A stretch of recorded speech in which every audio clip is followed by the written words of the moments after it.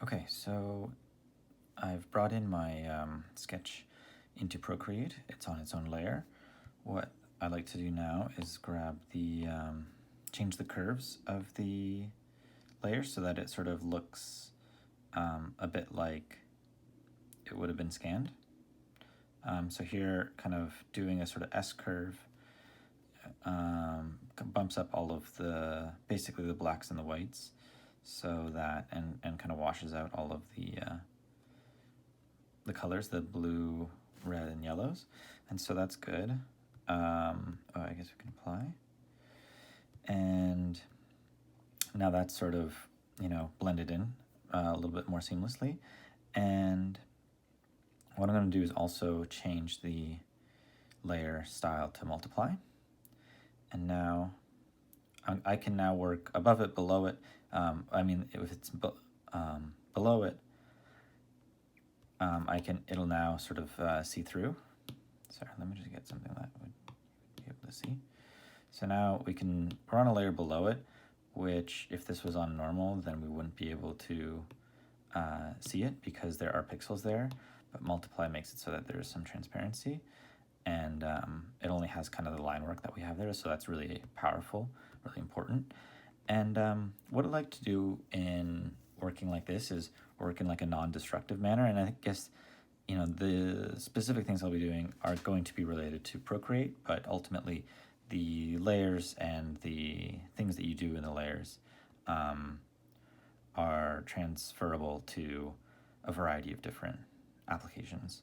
So first what we can do is let's grab another layer. We can place it below, and what I like to do is kind of work with the form and only the form. So I have this sort of selection tool, and the idea here is to use it to outline the sketch.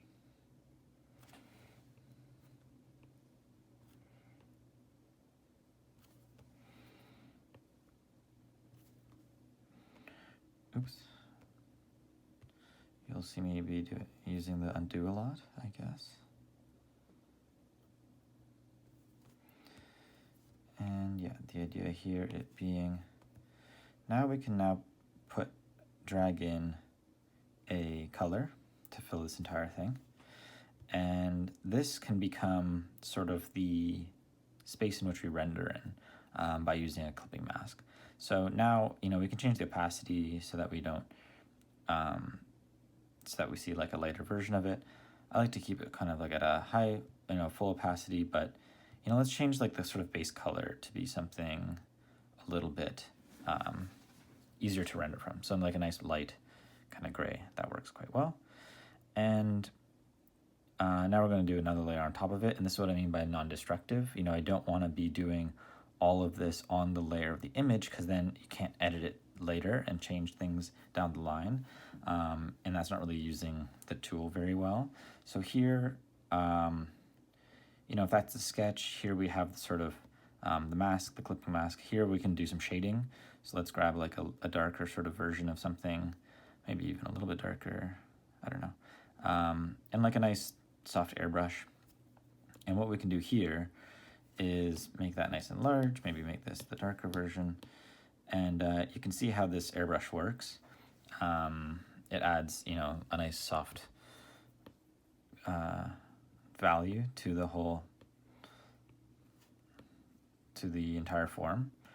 And now it's sort of showing outside on everything, but what we can do here on this layer is that if we point a clipping mask downward to the selection that we made previously, then we can see it kind of hiding itself on the pixels that are outside of it, which is a really, really nifty thing. And you can continue to work like this all the way out here, and it's not going to draw anything in sight, but when you unmask it, it will be there.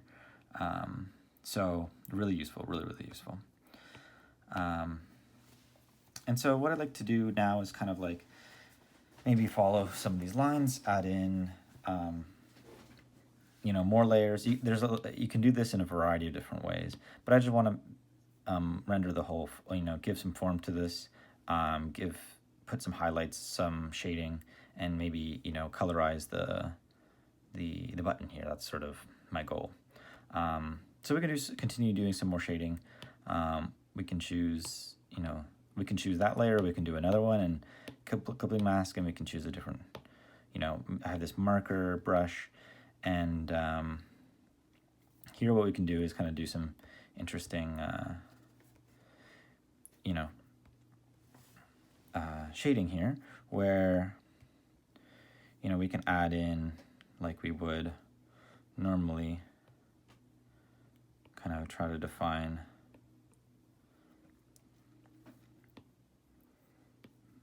this sort of cylindrical form here. Maybe it's a little bit kind of plasticky. Maybe it has a sort of bow to it. So this sort of streakiness is fine. And, so you can make that its own clipping mask. You can, if it's working on its own, then you can kind of erase the parts that you don't want. So there's a lot of different ways to do it. This is the problem with it going to, having a lot of digital workflows, is that it's kind of hard to define what works for you and what doesn't. So there's kind of like adding in some marker to it. You can be, it's not just kind of adding from light to dark. You can also choose like a lighter marker on that same layer and bump up the brightness. So it works both ways.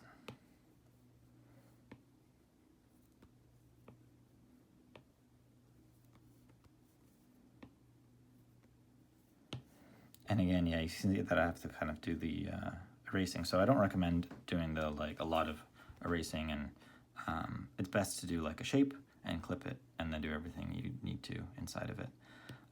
So let's say I wanted to do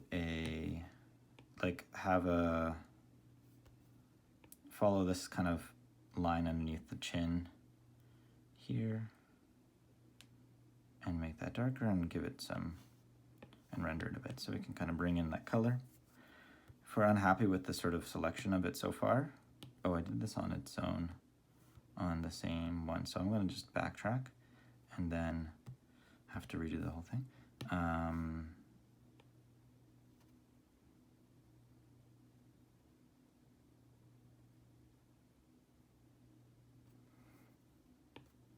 But again, what's nice about this is that it's kind of non-destructive. And what I was saying is, like, if you're not happy with some of it, we're literally painting it in, right? So we can use a nice brush that has like a full sort of opaque color, and we can just sort of paint in where we want to kind of add in more of that shape, more of the clipping mask. So maybe we want to go up to there, and that's nice. And now we can have, all of our, you can use a clipping mask like this. There's also another version of, again, just having an alpha lock. So that's kind of doing a clipping mask on itself, but it's more destructive, because you basically, if you go a little bit darker on top of this, like we're not painting on anything but the pixels that we just selected. So that's nice, but we're unable to basically edit it again. I'll do it on a nice white. So if we were to do like a soft airbrush, let's say there, right? You can see that it's not actually adding itself to the other pixels. It's only to that little Nike stripe, which is great, but it's still, you're not able to edit it completely. But I guess what we can do is kind of like bring down the opacity. So there's again so many different ways to kind of go about this thing, and it's important to kind of keep it general, keep it interesting. I like to kind of have some soft airbrushes, maybe add in some marker kind of styling to get some form in, but or some of the sort of materiality. Let's say we wanted to make this button a nice color. We can grab a nice orange, let's say, bring it on its own shape. We can play around with, define the shape of it a little bit better than what I had previously. And then what we can do is, you know, a variety of a mixture of what I just discussed. We can grab that orange and maybe make it a little bit, actually, no, I don't want to alpha lock it. Let's say we do the clipping mask idea. So, and I'm gonna basically use black to kind of give it this feeling that it's kind of highlights and lowlights. So there we can just do, you know, like an opacity. And if we work with opacities, then it works quite nicely, because later on, if the design changes or the color needs to change, then we only need to change one layer. We don't have to fuss around with a variety of different layers. So we can do that with black. We can also do that with white to kind of give it some highlights. Right.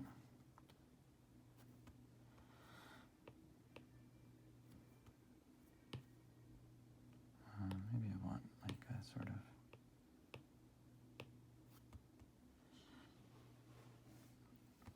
so anyway, we have like some three-dimensionality going on there.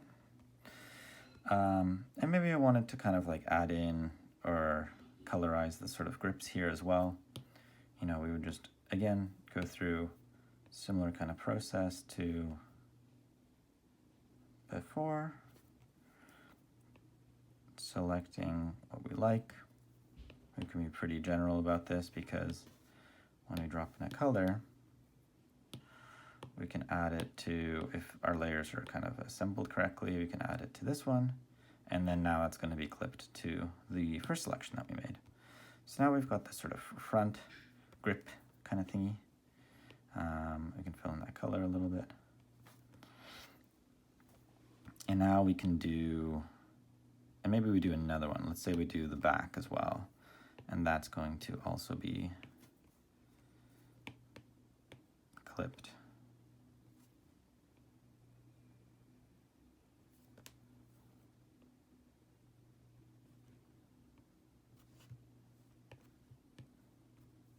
There we go. Very nice. And again, we can change things over here. We can erase, but now we're just erasing that shape. We're not erasing any of the shading that we did previously, right? That's what's really nice about these digital work tools. Oops. So here I got a little messy with my selection. That's okay.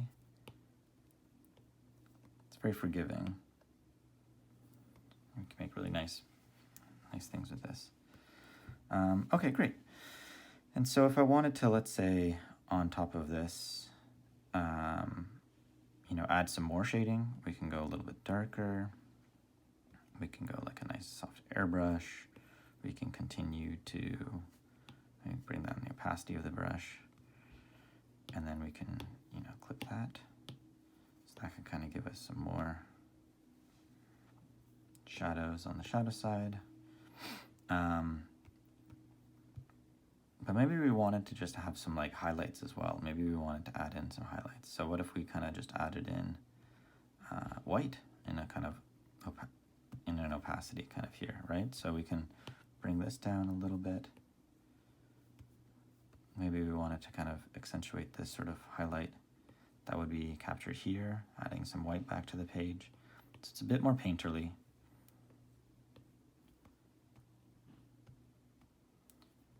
But it's nice and forgiving like that. So now this looks quite, you know, soft. It's like this sort of soft. That looks like it's kind of a shinier sort of plastic, or maybe metal, maybe it's sort of brushed aluminum. This looks like it's a little bit more soft, and that's like a nice kind of shiny plastic. And so yeah, you can kind of continue to do this sort of work. You know, we can make these a little bit darker.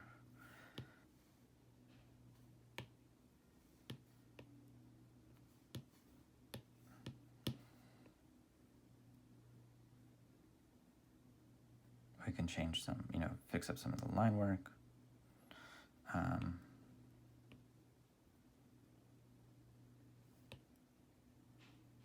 Here I wanted to get some shapes down. And maybe we wanted to just kind of highlight with some, you know, kind of pangs of white.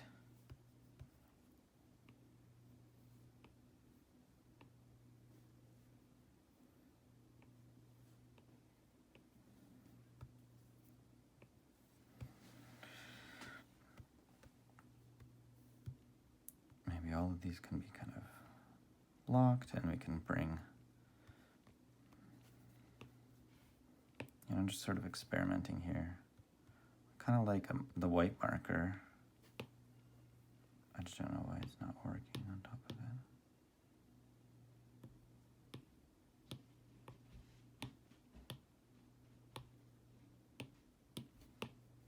Oh yeah. So yeah, we can maybe do a selection of just the tops, and maybe that's what we can kind of get a little bit lighter. So these are the kind of things that work quite well in rendering digitally. So let's say we had that, and we just have that sort of stroke. Maybe what we do is maybe just kind of we can try to duplicate it. Maybe that's something that we can pull over and duplicate it again. That's something that we can pull over. Just kind of experimenting with different uses, different tools. And let's say, we've gone so far into, a sketch, and, you really like something about it, but maybe that color is just terrible, that orange is dreadful. So we can grab that layer, and since we worked in a non-destructive manner, we've got shading on top of it, below it, we can just grab that yellow or the orange, that layer, and just change the hue of it. We can experiment with, if we wanted it to be this sort of teal or more green, or more purple, it changes the feel of the design. So we can do that on the product or behind it with the vignette, but here we're just going to be rendering the actual object. So I think that sort of shows a good workflow overview of how you could level up some of your sketches to elevate them into a digital workflow. And you can spend hours on this stuff, and that's why I kind of urge everyone to sketch in an analog manner, because it's a little bit less forgiving in a sense. You have to work with what you've got, and then bringing it into digital means for those kind of final sketches, presentation sketches, is a really nice balance, I would say. So there you go. Have a go with it. If you don't have access to iPad or Procreate, you can try this on Photoshop with a variety of different tools. If you don't have the sort of draw on tablets, you can do it with your mouse for sure. But I would highly recommend a draw-on kind of tablet and software. And if you don't have this, you can certainly do this kind of exercise in analog manner. But it's, I think, important to know kind of what's out there and what's possible in a digital sort of workflow. So there you go. Thanks for watching.